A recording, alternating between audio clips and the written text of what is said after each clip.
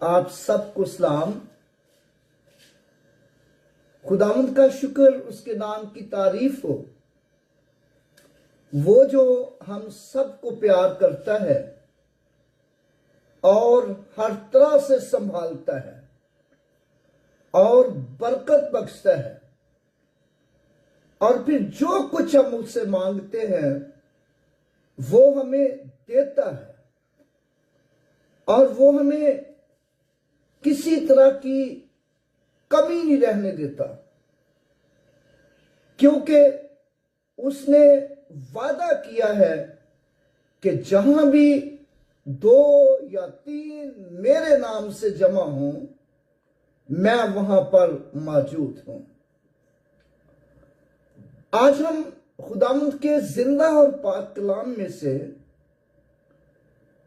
अपनी रहनुमाई के लिए सीखेंगे। मसीही ईमान के हवाले से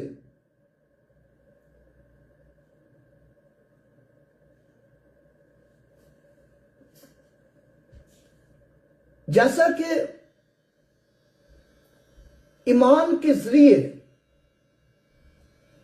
मसीही लोग यीशु मसीह को अपना निजात दहिंदा कबूल करते हैं और ईमान ही से अपनी निजात के लिए उस पर यकीन रखते हैं, ईमान ही से हमेशा की जिंदगी पर यकीन रखते हैं कि हमेशा की जिंदगी है तो वो सिर्फ मसीह यीशु के वसीला से है और किसी शख्सियत के वसीला से नहीं। जैसा कि जब हम यूहन्ना की अंजील का मुताला करते हैं, यूहन्ना की अंजील उसका 3 बाब और उसकी 16वीं आयत में लिखा है, gospel of John chapter 3 verse 16, for God so loved the world that he gave his only begotten son, that whoever believe in him should not perish but have everlasting life। खुदा ने दुनिया से ऐसी मोहब्बत रखी कि उसने अपना इकलौता बेटा बख्श दिया, ताकि जो कोई उस पर ईमान लाए हलाक ना हो बल्कि हमेशा की जिंदगी पाए। और जब हम मरकज की अंजील का मुताला करते हैं तो मरकज की अंजील उसका जब हम 16वां बाब पढ़ते हैं और 15वीं आयत से 16वीं आयत तक जब हम पढ़ते हैं तो वहां पर लिखा है, Mark chapter 15 verse Mark chapter 16 verse 15 to 16, Jesus said to his disciple, go into all the world and preach the gospel to every creature. He who believes and is baptized will be saved, but he who does not believe will be condemned। यीशु ने अपने शागिर्दों से कहा कि तुम सारी खलकत के सामने जाकर अंजील की मुनादी करो, जो ईमान लाए और बपतिस्मा ले वो नजात पाएगा, जो ईमान लाए और बपतिस्मा ले वो नजात पाएगा, और जो ईमान ना लाए वो मुजरम ठहराया जाएगा। और फिर जब हम एक और आयत का मुताला करते हैं और हमें पता चलता है कि ईमान क्या लाना है, ईमान क्या लाना है। और जब हम यूहन्ना के खत का मुताला करते हैं, पहला यूहन्ना और उसका 5वां बाब और उसकी पहली आयत में लिखा है, पहला यूहन्ना पहला बाब और उसकी पहली आयत में लिखा है,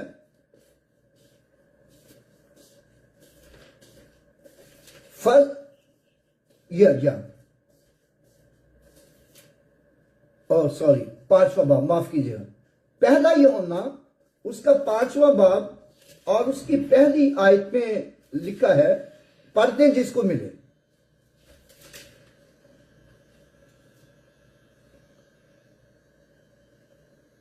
जिसका ये ईमान है कि यीशु ही मसीह है, वो खुदा से पैदा हुआ है, और जो कोई वालिद से मोहब्बत रखता है वो उसकी औलाद से भी मोहब्बत रखता है। फिर 5वीं आयत हम पढ़ते हैं, लिखा है, दुनिया का मगलूब करने वाला कौन है सिवाय उस शख्स के जिसका ईमान है कि यीशु खुदा का बेटा है। जिसका ईमान है कि यीशु खुदा का बेटा है। मुबारक हैं वो लोग जो ये ईमान रखते हैं कि यीशु ही मसीह है और वो खुदा से पैदा हुआ है, खुदा से पैदा हुआ है और खुदा का बेटा है, खुदा का बेटा है। इसीलिए यूहन्ना रसूल ये कहता है, यूहन्ना रसूल ये कहता है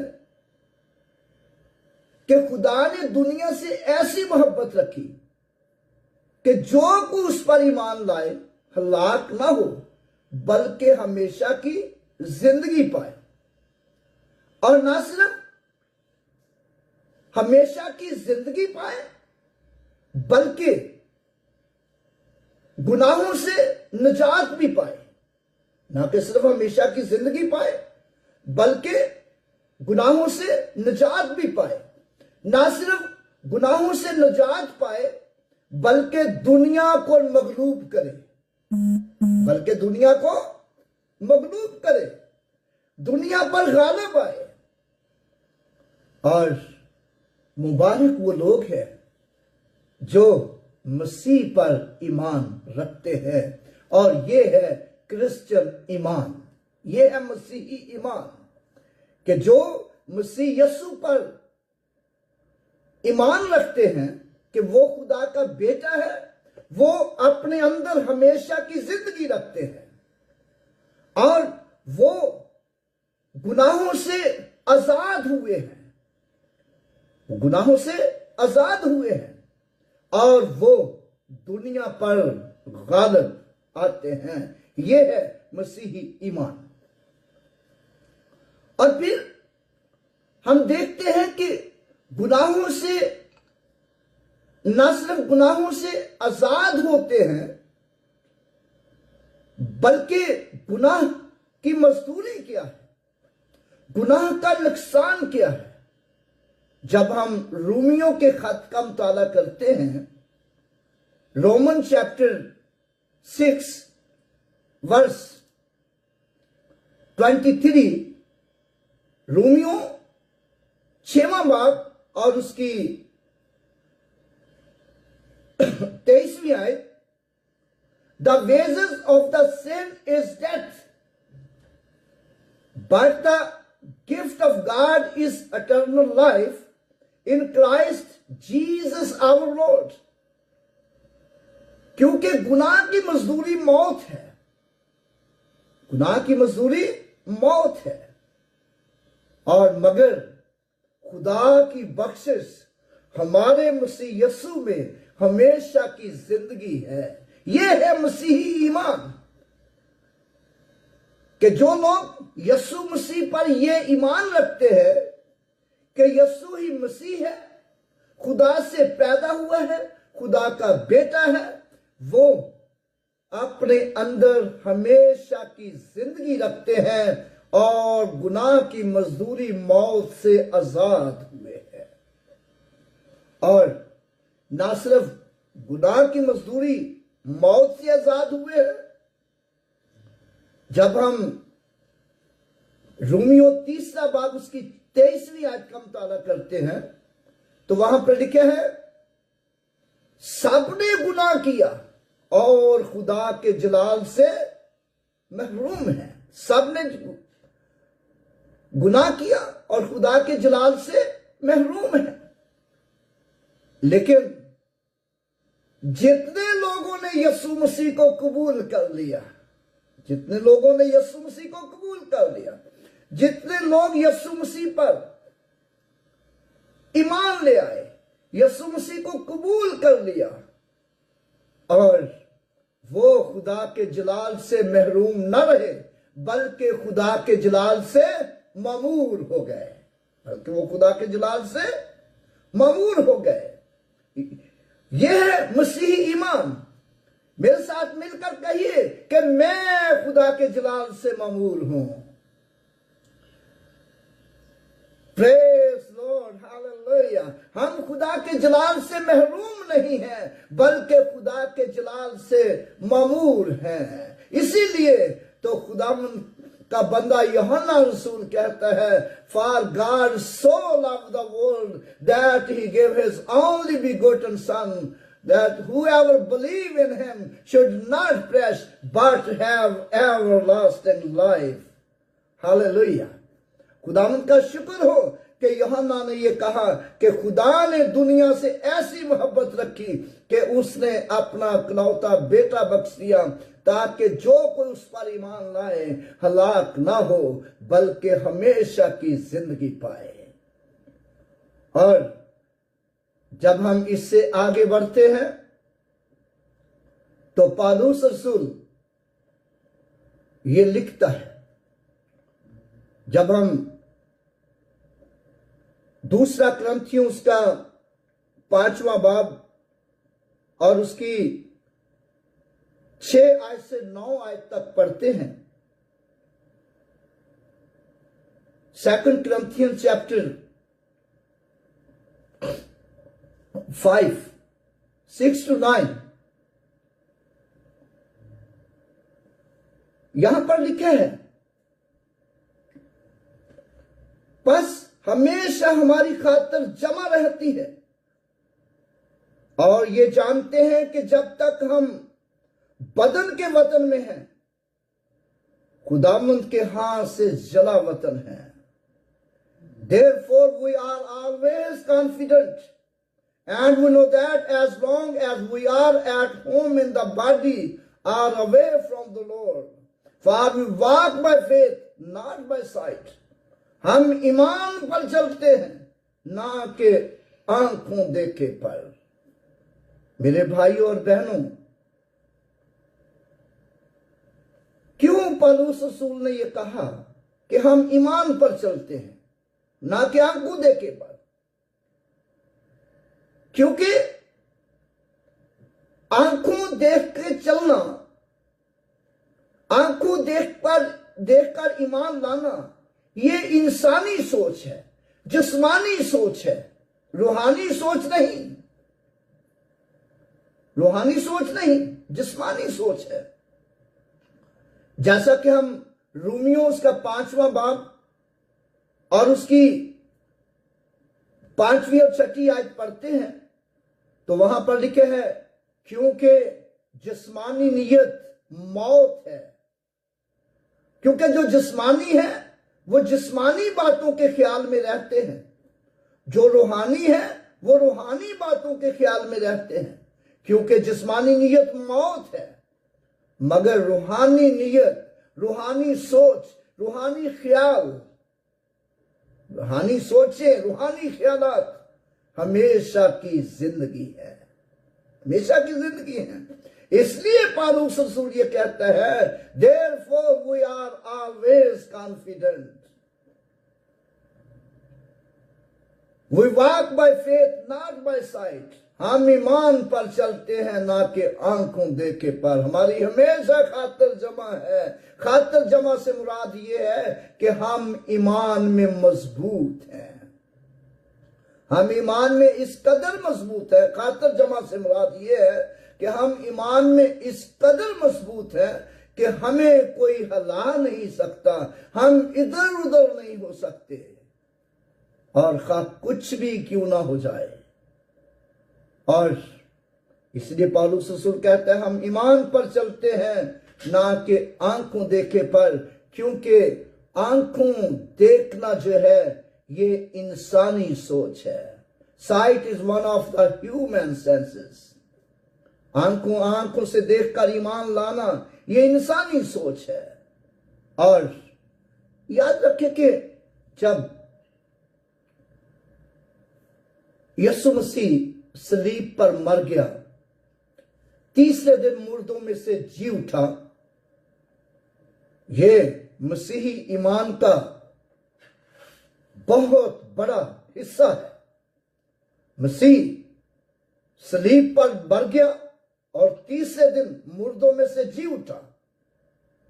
और जब यीशु मसीह जी उठा तो वो औरतें जो कब्र पर यीशु को देखने गईं, जो खुशबूदार चीजें लेकर गईं कि वो यीशु की लाश पर मले, लेकिन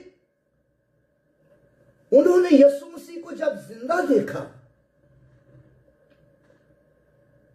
तो उन्होंने आकर यीशु के शागिर्दों को बताया, लेकिन वो ईमान ना लाए। और फिर दो और भाई थे और वो गांव से, शहर से गांव को जा रहे थे। यीशु उनके दरमियान मौजूद हुआ, उनके साथ चलने लगा, उनसे बातें करने लगा, और उन्होंने भी आकर बताया, लेकिन ईमान ना लाए। लेकिन फिर कुछ देर के बाद सारे शागिर्द यीशु मसीह पर ईमान ले आए कि यीशु मुर्दों में से जी उठा है। लेकिन उनमें से एक तूमा रह गया, और तूमा ये कहता है कि जब तक मैं अपनी उंगली उसके हाथों में डालकर न देख लूं कि जहां कील लगे थे, मैं अपनी उंगली उस पसली में डाल के ना देख लूं जहां नेजा लगा था, मैं ईमान नहीं लाऊंगा। और बाइबल मुकद्दस ये बताती है कि यीशु मसीह आप उनके दरमियान मौजूद हुआ, और जब तूमा ने यीशु मसीह को देखा तो यीशु मसीह को देखा और फौरन ईमान ले आया और कहा, आए खुदावंद मेरे खुदा। क्या यीशु मसीह ने उससे कहा शाबाश? क्या कह रहे? यीशु मसीह ने उससे कहा शाबाश? नहीं, बल्कि यीशु मसीह ने उससे कहा, तू तो देखकर ईमान लाया है, तू तो देखकर ईमान लाया है, लेकिन मुबारक है वो जो बगैर देखे ईमान लाए हैं। मुबारक वो लोग हैं जो बगैर देखे ईमान लाए हैं। मेरे भाइयों और बहनों, आप लोग मुबारक लोग हैं। मुबारक है वो लोग जो बगैर देखे यीशु मसीह पर ईमान लाए हैं, और मुबारक वो लोग हैं जो यीशु मसीह पर ईमान देखे ईमान लाए हैं। और मुबारक का मतलब मैंने पहले भी आप लोगों को शायद बताया है। मुबारक का मतलब मैंने क्या बताया, अगर किसी को याद हो तो? मुबारक का मतलब है खुश नसीब, यानी कि खुश नसीब हैं वो लोग, खुश नसीब हैं वो लोग जो यीशु मसीह पर ईमान रखते हैं। खुश नसीब हैं वो लोग जिन्होंने यीशु मसीह को कबूल कर लिया है, और क्योंकि वो अपने अंदर हमेशा की जिंदगी रखते हैं और वो मौत से निकलकर जिंदगी में दाखिल हुए हैं, वो गुनाहों से निजात पाए हैं, वो दुनिया पर गालिब आते हैं, वो दुनिया पर गालिब आते हैं। ये है खुशनसीबी। और फिर ना सिर्फ इतनी सी खुशनसीबी है, जब हम यशुआ की किताब का मुताला करते हैं, यशुआ उसका पहला बाब यशुआ उसका पहला बाब और उसकी 8वीं और 9वीं आयत में लिखा है, 8वीं और 9वीं आयत में लिखा है कि शरीयत की यह किताब तेरे मुंह से ना हटे, बल्कि दिन और रात तुझे इसी का ध्यान हो, तब ही तुझे इकबालमंदी की राह नसीब होगी और तू खूब कामयाब होगा। हो कितनी बड़ी बात कि तुझे जहां कहीं भी तू जाएगा, तुझे इकबालमंदी की राह नसीब होगी, तुझे बढ़तरी होगी, हर रास्ते पर तुझे बढ़तरी होगी और तू हर रास्ते पर बढ़ेगा, तरक्की करेगा और तू खूब कामयाब होगा, खूब कामयाब होगा। और यानी कामयाबियां तेरे कदम चूमेगी, कामयाबियां तेरे कदम चूमेगी अगर तू खुदा के कलाम को पढ़े और अपने होंठों से जुदा ना होने दे, अपने मुंह से जुदा ना होने दे। इसका मतलब यह कि तू पढ़ता रहे। और फिर अगले हिस्से में 9वीं आयत में लिखा है, क्या मैंने तुझको हुक्म नहीं दिया, सो मजबूत हो जा। किसमें मजबूत हो जा? ईमान में, खुदावंद की कुदरत में मजबूत हो जा। इफ्सियों के खत में लिखा है, गर्ज खुदावंद की कुदरत में सोरावर बनो और खुदावंद की कुदरत में मजबूत हो जाओ और ईमान में मजबूत हो जाओ। और फिर अगले हिस्से में लिखा, खौफ ना खा और तेरे अंदर किसी तरह का खौफ ना हो, बेदिल ना हो, बेदिल ना हो कि मैंने तो इतनी दुआएं की हैं, अभी तक जवाब ही नहीं मिला। बेदिल ना हो, मैंने इतनी दुआएं की हैं, इतने रोजे रखे हैं, इतनी इबादतें अटेंड की हैं और मैंने तो फलां से ये सुना कि ये हो जाएगा, वो हो जाएगा, कुछ भी नहीं हुआ। बेदिल ना हो, बेदिल ना हो, हौसला रख, क्योंकि खुदावंद तेरा खुदा जहां जहां तू जाए तेरे साथ रहेगा, जहां जहां तू जाए तेरे साथ रहेगा। यह है खुशनसीबी और यह है मसीही ईमान, यह है क्रिश्चियन ईमान।